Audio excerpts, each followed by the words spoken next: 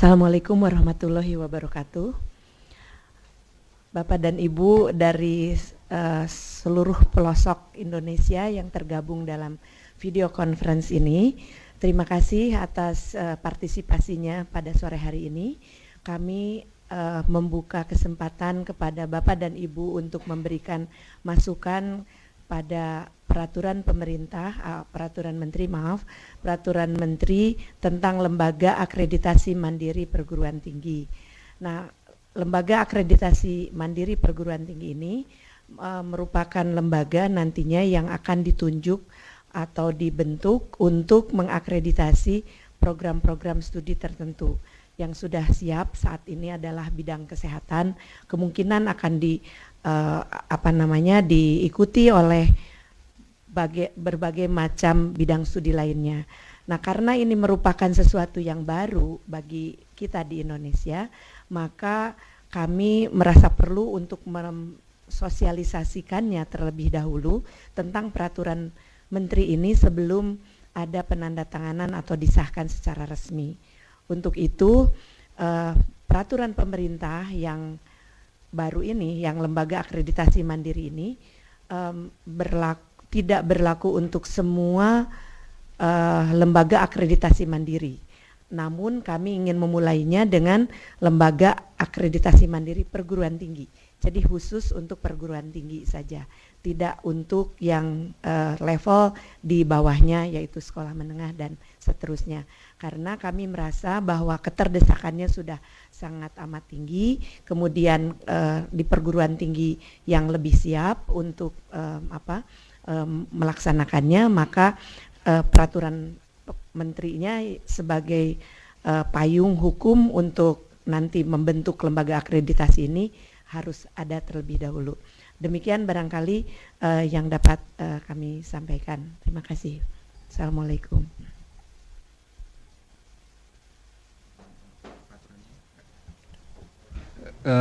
Baik, saya yakin Ibu Bapak sekalian sudah mendengar atau membaca, mendownload dari internet atau mungkin sudah dikirim dari HPEC ke Ibu Bapak sekalian tentang Peraturan Menteri Pendidikan Kebudayaan Republik Indonesia nomor sekian tahun 2012 tentang LAM pendidikan tinggi.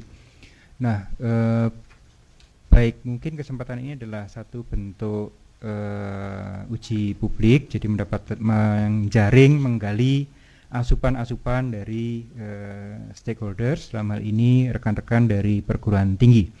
Baik, pada sesi pertama saya berikan kesempatan pada Kopertis Wilayah 4, Kopertis Wilayah 9, kemudian UI, salah satu Depok atau Salemba, UNER dan UNAN. Kami persilahkan. Unpad tadi belum tersambung. Unpad ada yang sudah siap? Ekman, baik. Unpad Ekman. Baik, kami buka kesempatan pertama, Kopertis Wilayah 4, 9, Ekman, UI Depok atau Salemba, UNER dan UNAN. Silakan Kopertis Wilayah 4. Kopwil 4, silakan. Terima kasih.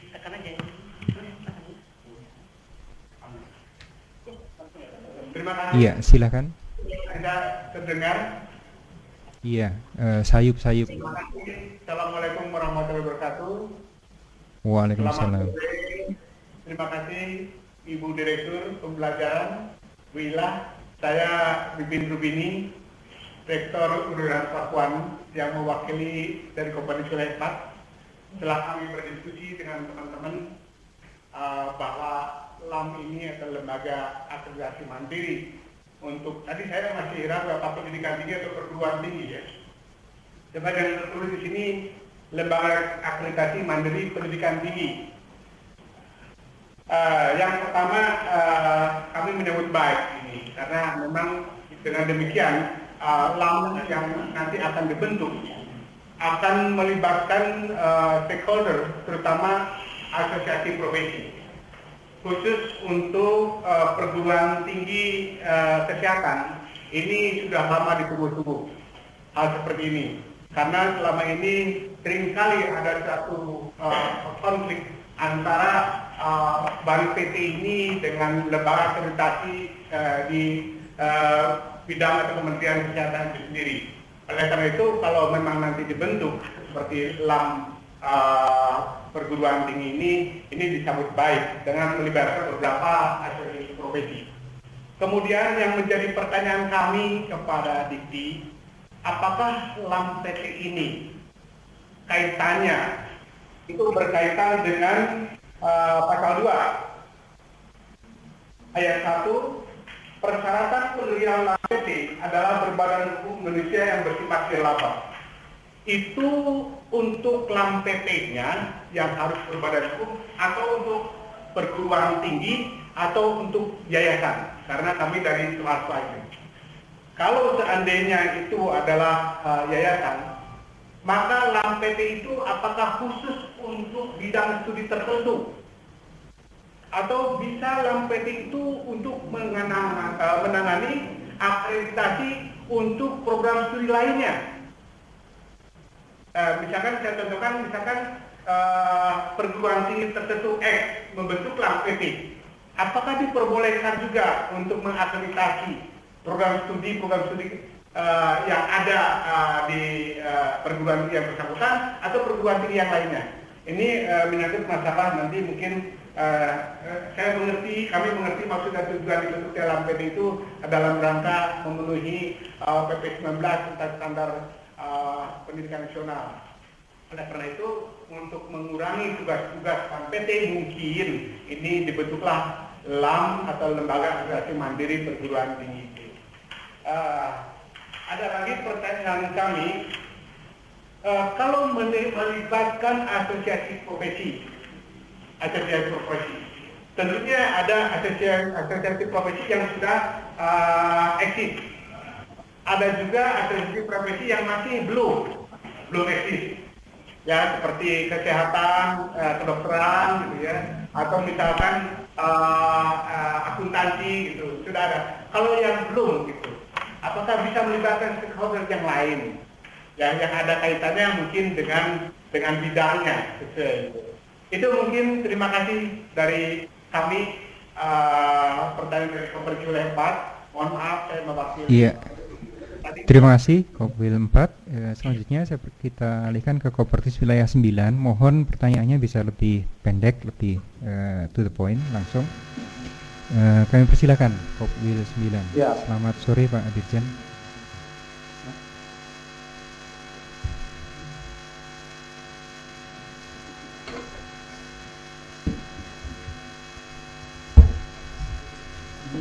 Gimana?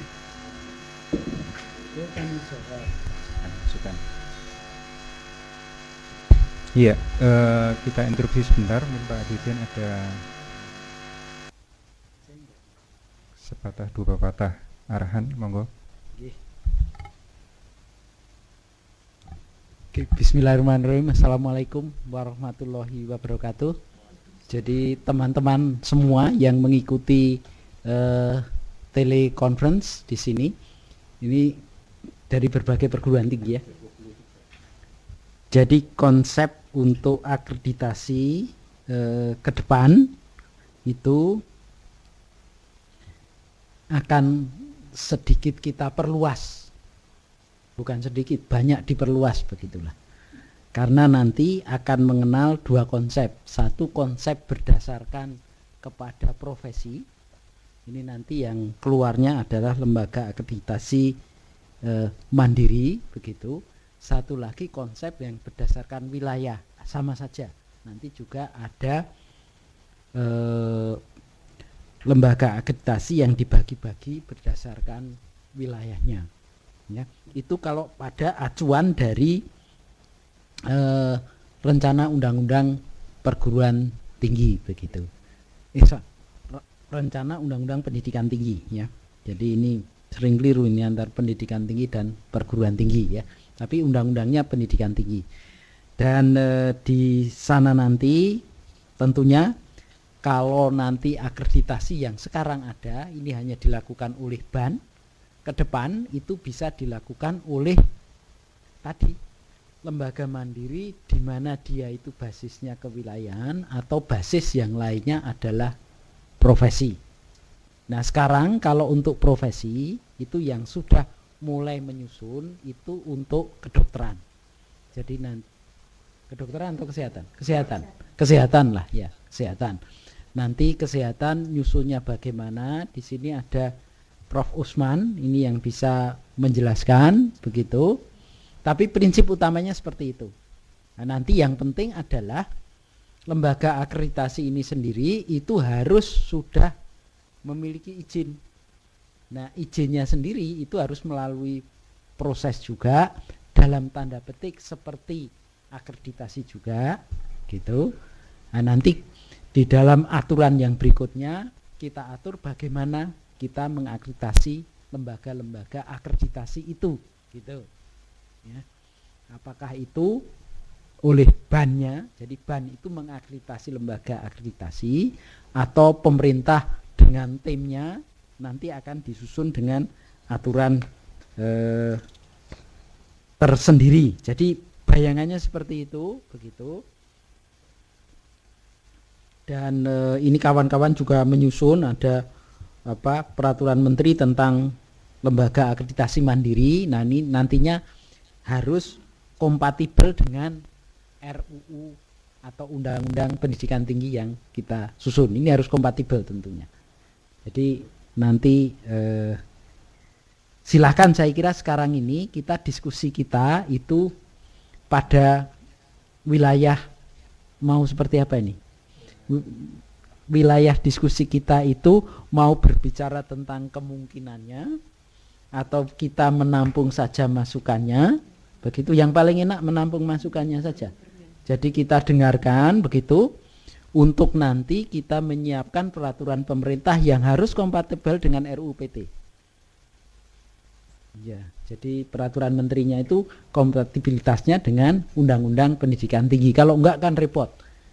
Nanti ini sudah dikeluarkan, undang-undang keluar, kita sesuaikan lagi begitu. Jadi itu yang harus kita susun. Saya kira sebagai pengantar itu saja. Karena ini hanya mendengarkan masukan toh.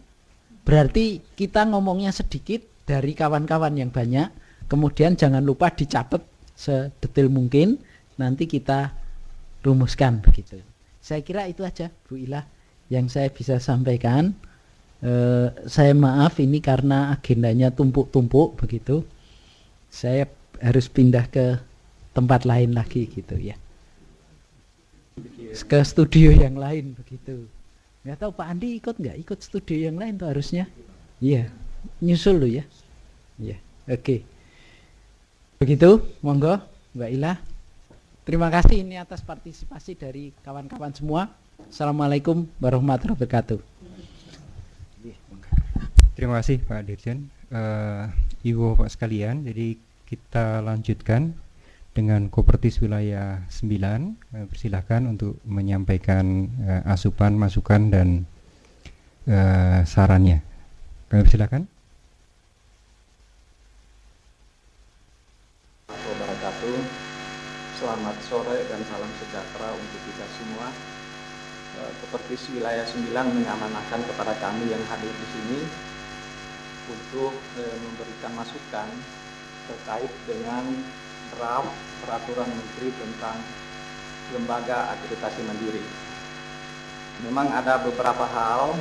Yang pertama adalah kita menyambut gembira dengan adanya atau lahirnya lembaga baru selain Badan Akreditasi Nasional, sehingga memungkinkan berbagai perguruan tinggi untuk diakreditasi oleh beberapa lembaga akreditasi, sehingga banyak alternatif yang memungkinkan perguruan tinggi untuk meminta diakreditasi.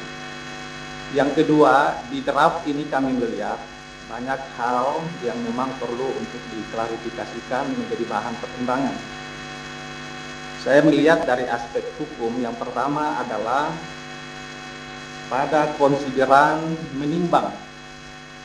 Pada konsideran menimbang itu dengan memperhatikan pasal 86 ayat 3 dari PP nomor 19 tahun 2009, tahun 2005. nampaknya tidak sinkron kalau itu dijadikan sebagai dasar. Yang lebih relevan bukan pasal 86 ayat 3, justru yang lebih relevan adalah pasal 88 ayat 3, bukan 86 ayat 3. Kalau kita merujuk pada Undang-Undang Nomor 10 Tahun 2004, seperti juga yang dirubah melalui Undang-Undang Nomor 12 Tahun 2011. Kalau itu yang kita jadikan sebagai rujukan, saya khawatir kemudian nanti akan ada yang mempersoalkannya sehingga bisa dapat mempengaruhi keabsahan. Karena di situ tidak ada yang istilahnya pendelegasian perundangan. Yang ada adalah pada pasal 88 ayat 3. Kalau di situ sangat sinkron karena dikatakan bahwa untuk melaksanakan lebih lanjut lembaga akreditasi mandiri perlu diatur dengan peraturan menteri. Klausul ini tidak diatur di dalam pasal 88 ayat 3. Itu yang pertama. Kemudian hal yang lain adalah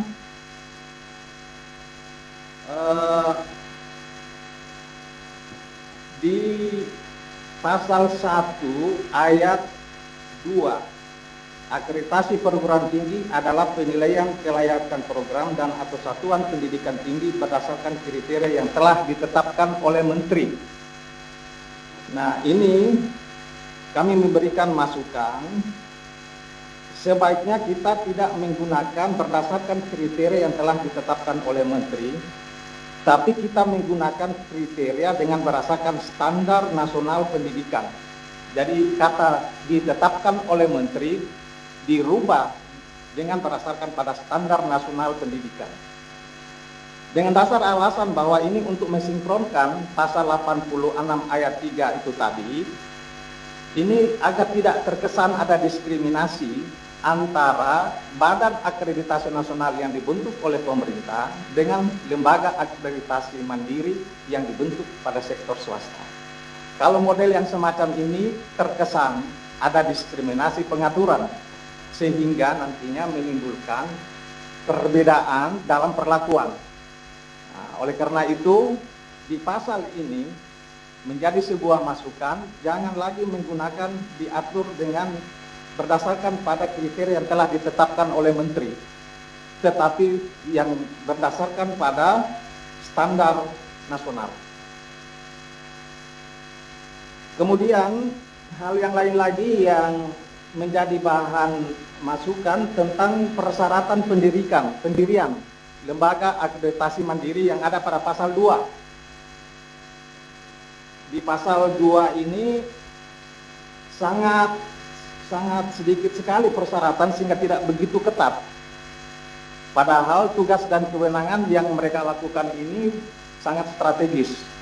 Dan oleh karena itu memang persyaratan ini harus perlu diperketat sehingga tidak semua lembaga atau orang itu bisa menyelenggarakan kegiatan di LAM ini. Oleh karena itu ada masukan yang pertama adalah harus terdaftar pada kantor Kementerian Hukum dan HAM untuk mendapatkan status badan hukum. Itu yang pertama. Yang kedua adalah badan hukum yang bersangkutan harus dibuktikan dengan rencana anggaran tahunan.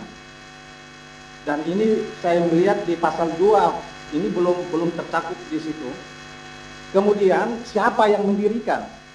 Nah, ini harusnya didirikan apakah oleh institusi, apakah oleh orang per orang, atau institusi dan orang per orang bisa menjadi akumulasi dalam mendirikan badan dimaksud. Oleh karena itu, kami berikan masukan didirikan oleh pemerhati pendidikan dan dermawan yang independen.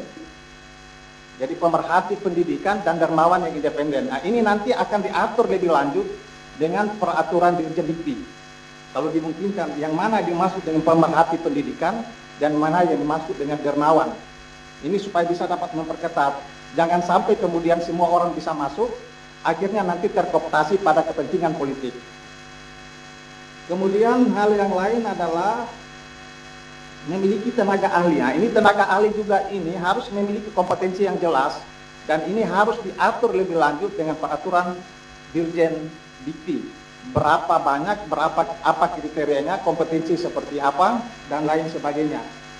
Nah, itu kemudian di pasal 2 ayat 2, organ yang ada ini sangat terbatas hanya pada pemangku kepentingan dan pelaksana serta pengawas. Nah, ini istilah pemangku kepentingan ini merupakan istilah baru yang sebenarnya diadopsi dari Undang-Undang Nomor 9 tahun 2009 yang sudah almarhum itu, yang dibatalkan oleh Mahkamah Konstitusi. Nah, ini barangkali perlu kita mencari suatu istilah formula baru yang familiar. Dengan istilah pemangku kepentingan ini nampaknya tidak terlalu familiar. Nah, kemudian yang kedua pelaksana ya oke. Sedangkan yang ketiga ini yang tidak ada, sebaiknya ada di situ lembaga pengawas, organ pengawas. Itu yang tidak ada di situ. Nah, kemudian pada pada kata pasal 3 ayat 1 huruf B. Pasal 3 ayat 1 huruf B ini organ pemangku kepentingan sebagaimana dimaksud pada pasal 2 ayat bertugas salah satu diantaranya adalah menetapkan anggaran dasar dan anggaran rumah tangga. Kami kalau perlu masukkan lagi satu kata di belakangnya dan mengevaluasinya. Ini terkait dengan pasal 4 ayat 1B yang nanti sebaiknya dihapuskan, pasal 4 ayat 1B. Nah, pasal 4 ayat 1B itu malah organ pelaksana punya kewenangan untuk mengevaluasi anggaran dasar, anggaran rumah tangga. Padahal organ pelaksana itu diangkat ya oleh organ pemangku kepentingan. Sehingga bagaimanapun juga kalau model yang semacam ini dia tidak independen. Oleh karena itu sebaiknya pasal 4 ayat 1 huruf B sebaiknya dihapuskan. Kalaupun toh diperlukan ada untuk melakukan evaluasi, itulah yang tadi diakomodir dia di pasal 3 ayat 1 huruf D. Sehingga yang melakukan evaluasi bukan pelaksana tapi organ pemangku kepentingan. Yaitu di pasal 1 huruf D. Gitu.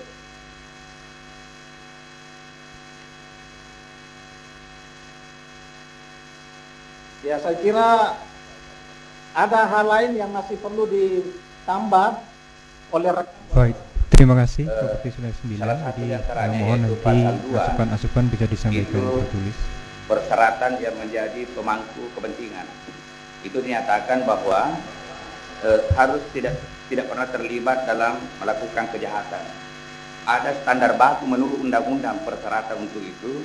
Saya sarankan supaya dipakai itu, yaitu melakukan tindak pidana yang ancaman hukumannya minimal 5 tahun ke atas. Jangan sekedar pernah melakukan tindak pidana, karena kalau itu yang dilakukan berarti persyaratan ini bertentangan dengan berbagai undang-undang yang ada.